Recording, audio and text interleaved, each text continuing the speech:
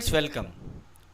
In this presentation in which we are continuing the coverage of magnetic effects of electric current. Now in this particular presentation we are going to discuss the rules or the laws to find out the direction of magnetic field around a current carrying conductor. So let's get started. To find out the direction of magnetic field around a current carrying conductor, we have right hand thumb rule, which is the most commonly used. It says when a current carrying conductor is held in a right hand such that the thumb point, the extended thumb point towards the direction of flow of electric current, then the curl of the fingers around the conductor will show the direction of magnetic field. Right? So let this be the straight conductor carrying current, and the direction of the current is upward in this case. So the curl of the fingers you can see are in a direction in which the concentric circles are in anti-clockwise direction. So when the current is going upward in a straight conductor, the magnetic field, that is the pattern of the magnetic field is concentric, but the direction of magnetic field is anti-clockwise. And when the current in the straight conductor is going downwards in the downward direction, you can see the direction of the curl of the fingers basically gives the direction of the magnetic field, and in this case the magnetic field is clockwise direction, right?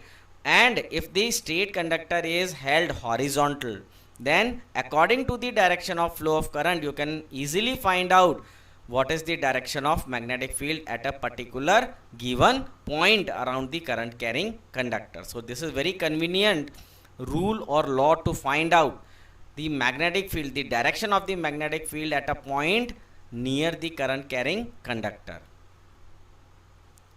Now the second law, or we can say it is one and the same law, just the wordings are different, is known as the Maxwell's corkscrew rule. Both the laws give the same, you can say they arrive at the same conclusion. Now it says when the current in the straight conductor is in downward direction, then the magnetic field is clockwise.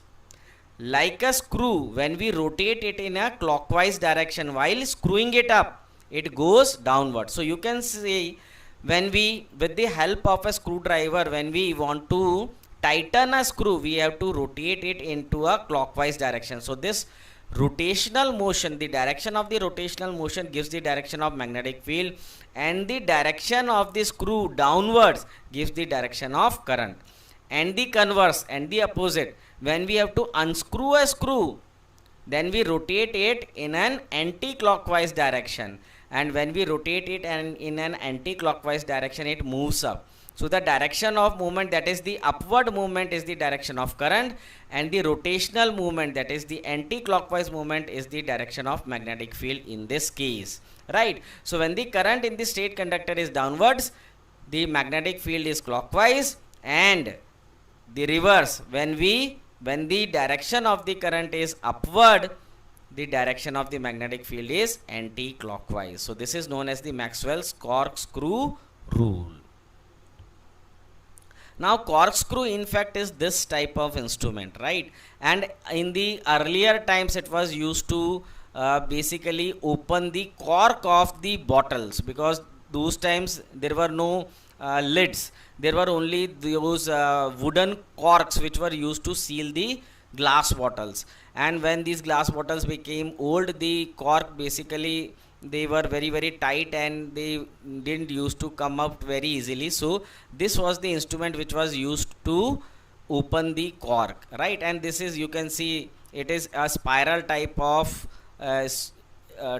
instrument in which it was made up of iron or steel, and if we rotate it in a clockwise direction, it used to go down. So you can see here, when we rotate it in a clockwise direction, if we rotate it in a clockwise direction, it will move downward into the cork. So this is the direction of, so if the current is moving downward, the direction of the magnetic field is clockwise, and if the current is going upward, the direction of the magnetic field is anti-clockwise. Right, magnetic field and magnetic field lines, this we have discussed earlier also, so we'll be very briefly discussing what is magnetic field. It is the space or the region around a magnet in which the force of attraction or repulsion is exerted by a magnet is called its magnetic field, or alternatively we can say it is the space surrounding a magnet in which its magnetic influence is felt by magnetic material, right? Okay. And what is magnetic field lines? The magnetic field lines are the lines which represent magnetic field and along which a north pole of a magnet would move, right? So how we can trace the magnetic field lines? We can trace the magnetic field lines of a magnet by plotting the north pole of a compass needle placed in the magnetic field. Now these lines are also known as magnetic lines of forces. Magnetic field lines are also known as magnetic lines of forces. And the magnetic field is a vector quantity which has both magnitude as well as direction. So magnetic field is basically represented or composed of magnetic field lines. These magnetic field lines have certain characteristic properties. Now let us just once again recap these properties. A magnetic field line originates from the north pole of the magnet and it merges.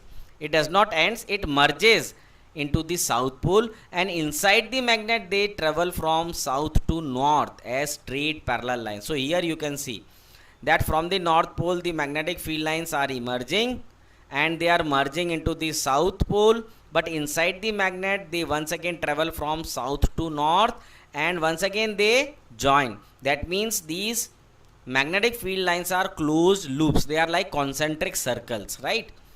The magnetic field lines are closed and continuous curve. We have already discussed. The density of the magnetic field lines show the strength of magnetic field at that particular point. So here you can see at the poles, both at the north and the south pole, you will see the density or the number of magnetic field lines in a particular area are more. That means the density of magnetic field lines is more at the poles compared to the other region. So the magnetic field strength is high, or we can say strong magnetic field exists at the poles of magnet compared to the other parts of the magnet, right?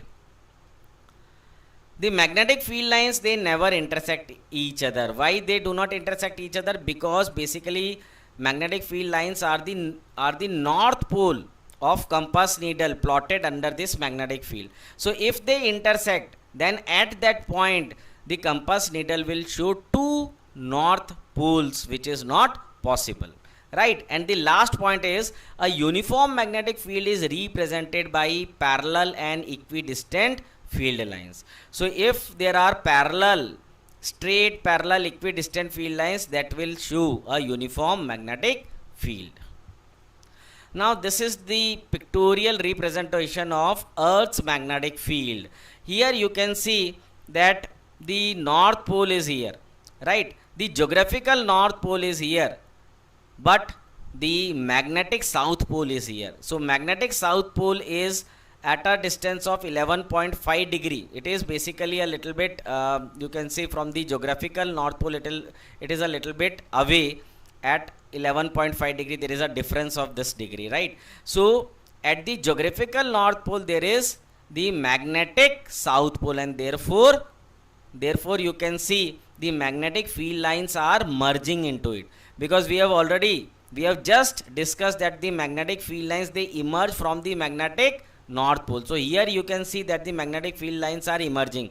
So here there is magnetic north pole, and here where the magnetic south pole is there, the geographical north pole is there, right? So when we align a compass, it will always show the north pole here, geographical north pole, because near the geographical north pole we have the magnetic south pole, and near the geographical south pole we have the magnetic north pole, right? So I think you have understood.